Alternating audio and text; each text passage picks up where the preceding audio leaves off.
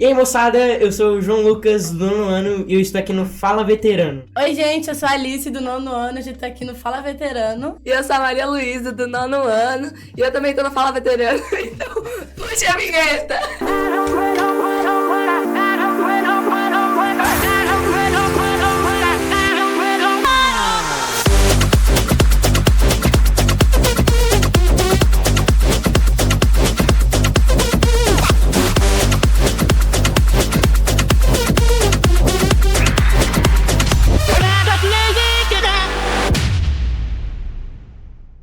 Olá pessoal, tudo bem? Mais uma edição do podcast Trilha do Futuro. Estamos nesse episódio para, com a galera do 9º ano e com a galera do ensino médio, tirar dúvidas.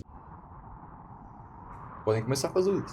Como é que é a rotina de estudo de vocês, geralmente, assim? Vocês estudam no final de semana, assim, vocês usam muito do final de semana de vocês pra estudar? Vocês têm muitas horas de descanso? Como é que é? É bom quando você tem uma rotina de estudo porque parece que não, mas você consegue organizar seu dia a dia melhor. Você consegue ter mais tempo para fazer as coisas que você quer quando você tem uma rotina de estudo do que quando você não tem. Na minha opinião, a rotina de estudo não é uma coisa que você copia e cola. Não tem como todo mundo seguir a mesma, porque ela é muito individual pra cada um. Então, por exemplo, no meu dia a dia, o que eu implementei, que foi o que mais funcionou pra mim, é aprender a pegar aquela aula que eu tive na manhã e estudar sozinha quando chegar à tarde. No mesmo dia, eu tenho muita facilidade com biologia e muita dificuldade com exatas, então matemática, física. Então, eu tenho que organizar no meu dia, não 30 minutos pra cada matéria, mas de acordo com o que eu preciso daquilo. E eu acho que o fim de semana, é muito a gente sacrificar o fim de semana pra estudar. Mas no meu caso, eu gosto muito de, por exemplo, nossa, tô muito mal em química, tô precisando dar uma aliviada na matéria. Vou pra biblioteca de manhã, resolvo isso, à tarde não olho mais estudo.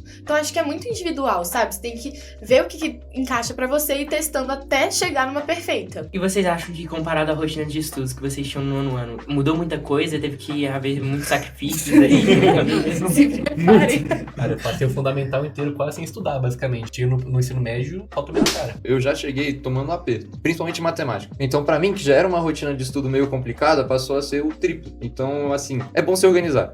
Desde hoje já é bom ter uma rotina de estudo meio pré-pronto pra você ter uma ideia do que fazer. Mas assim, como vocês estão no fundamental daqui do Galar, não vou mentir que vocês já têm um ritmo muito bom. E matérias que vocês pegam e fazem bem no fundamental fazem muito efeito no ensino médio. Então, claro que piora, mas não fiquem achando que vai ser esse monstro de vou chegar no ensino médio, vou surtar, tenho que estudar 24 horas por dia, porque eu não acho que muda assim. Claro que o nível vai aumentar, então eu acho que você vai ter mais matéria em menos tempo, mais pressão ainda com vestibular, mas eu também não acho que vire aquela coisa, não estudava e agora minha vida é uma loucura, sabe? Não um monstro de 7 cabeças. Às vezes. Vocês acham que vale a pena ficar de tarde na escola, assim, pra estudar? Ou vocês preferem ficar em casa, mais calmos, assim? Porque agora no fundamental, eu prefiro ficar em casa. Mas eu não sei se isso muda, sabe? Assim, isso é bem individual, porque pra mim eu não consigo estudar em casa, não consigo. Porque lá tem muito mais distração que aqui. Tem meu computador lá, é individual isso também, sacou? Acho que pra mim depende muito da matéria. Por exemplo, geografia, como eu já tenho muita facilidade, em casa eu pego o livro, em 10 minutos eu consigo aprender a matéria, assim, muito bem.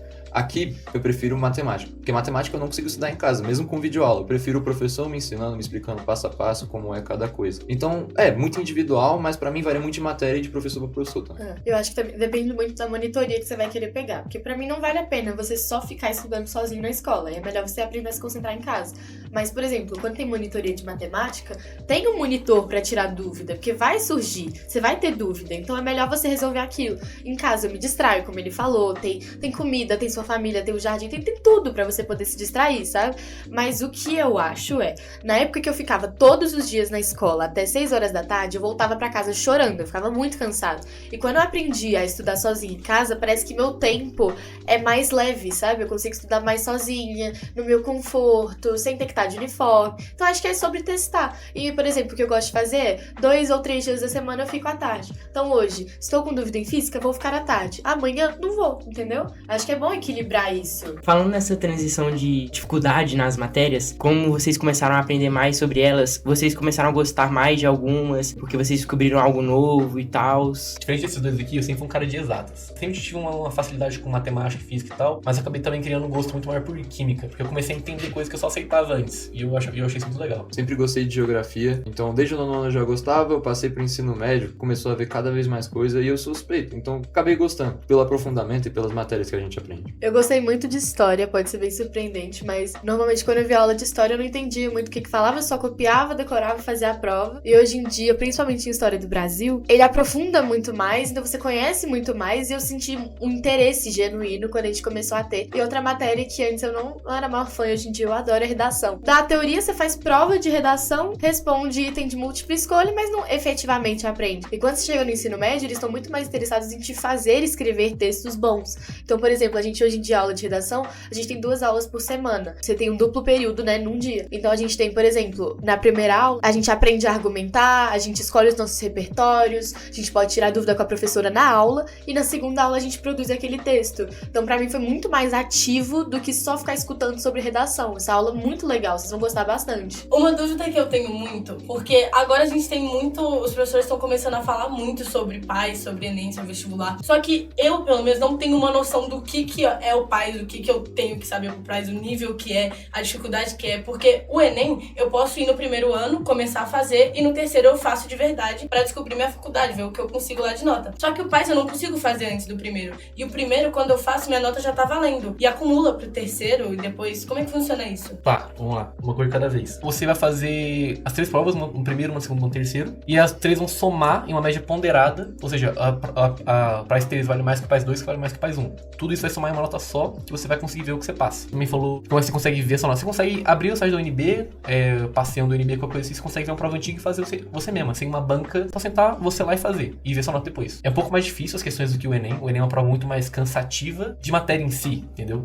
Conteudista, exatamente. A UNB é uma prova mais complicada do que as outras. Se você se esforçar de verdade, você consegue uma nota muito boa. Eu apanhei muito no primeiro ano, vou ser muito sincero, porque eu não tinha uma rotina de estudo muito bem definida. Então eu não queria fazer o PAS, era algo que eu não tinha decidido, que eu já tinha decidido na outra faculdade que eu queria. Então eu cheguei sem realmente estudar. Eu tirei 48. Então assim, a galera que realmente se esforça, que realmente estuda, consegue ter uma nota boa. A questão é você se esforçar. Eles fazem uma pressão muito grande, né, gente? De o PAS tá chegando, o Enem tá chegando. Conforme você vai crescendo, você vai só ficando pior. Mas o mesmo tanto que os professores colocam medo na gente, eles também ajudam a gente. Então, por exemplo, esse medo que você tá de não saber como é a prova, de não saber se vai se dar bem, os professores falam com a gente. Vocês recebem apostilas com questões de vestibulares e vocês veem, por exemplo, do lado da questão vai estar PAS UNB, o UNB de 2025, sei lá. E vocês vão poder fazer aquela questão com o foco na prova que vocês querem. Então, essa parte fiquem tranquilas, porque eles vão falar muito com vocês sobre aquilo. E então, por exemplo, em literatura, vocês vão trabalhar um ano inteiro as obras que vão cair. Em música, um ano inteiro das obras.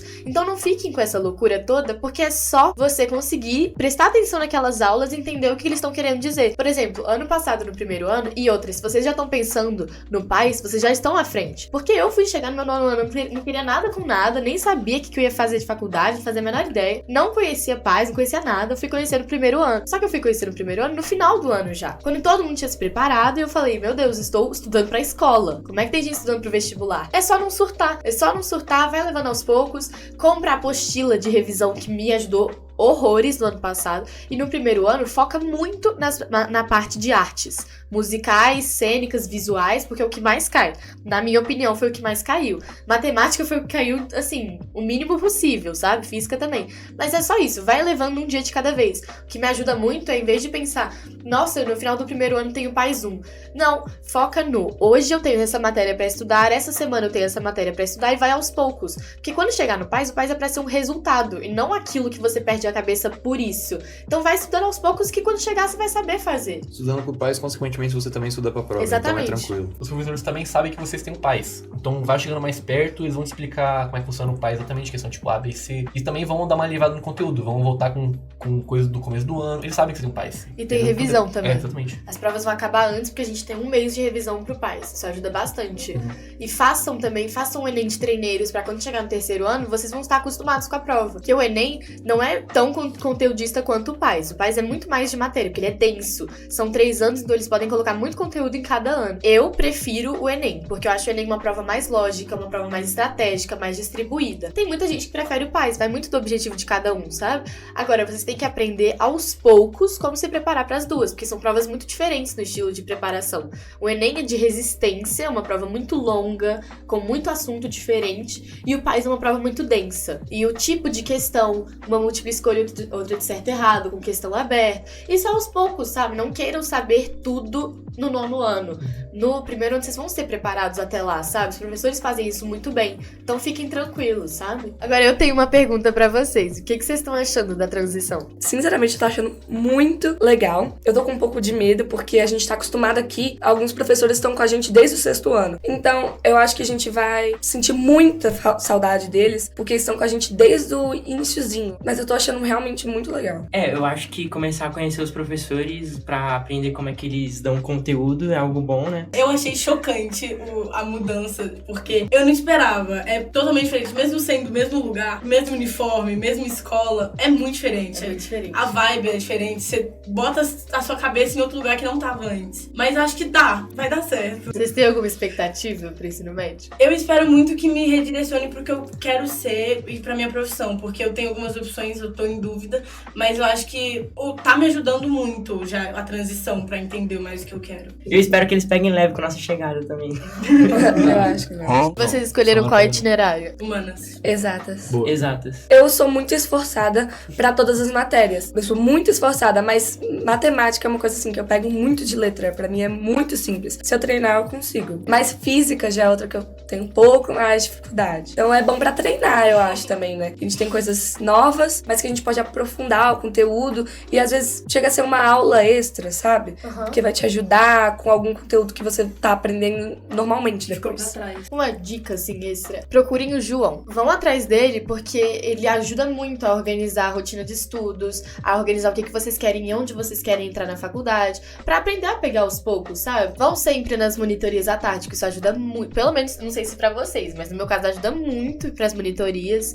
E sempre acompanhar. Então, por exemplo, a escola fez um simulado de treinamento pro PAS, se inscreve e vai, faz a sério, sabe? Eu sei que isso é muito chato, eu sei que ninguém quer acordar no sábado 6 horas da manhã pra vir fazer simulado, pelo menos eu não quero, porque o que eu acho mais importante é você parar de olhar pra prova com medo e começar a olhar como um exercício, um treino, sabe? Então, quanto mais você fizer de simulado, quanto mais você fizer de questão, quando chegar no final, vai ser só mais uma, sabe? A prova do PAS não vai ser mais o evento que você perde a cabeça, vai ser só mais uma prova. Você vai ter feito 15 simulados ao longo do ano, vai ser só mais uma. Então isso tranquiliza vocês, pra vocês não chegarem... Porque eu vi experiências de amigos próximos meus que estudaram um ano inteiro, fizeram um cursinho e chegaram na hora do PAS e ficaram loucos. Surtaram com ansiedade, ficaram nervosos e acabaram não prestando atenção em itens valiosos pra eles. Entendeu? Então é aprender a não só estudar, mas ter uma maturidade e ter um controle emocional pra poder se dar bem na hora da prova. Essa questão do emocional afeta muito. Eu vi gente, como ela falou, que estudou o ano inteiro, realmente estava focada, realmente já queria o PAS desde o começo do ano e conseguiu tirar, não conseguiu, mas sim, tirou uma nota menor que a minha, justamente por esse desespero, por chegar na prova com muita ansiedade, tá com medo. Então essa questão de você manter a calma, ter uma segurança de que, pô, já tô treinando pra isso o ano inteiro, sabe? Então é bom. A questão de você conseguir manter o emocional é muito importante. Gente, muito obrigado por comparecerem aqui hoje, muito obrigado por vocês por estarem assistindo. Então é isso. Esse foi o nosso episódio de Trilha do Futuro. Até a próxima.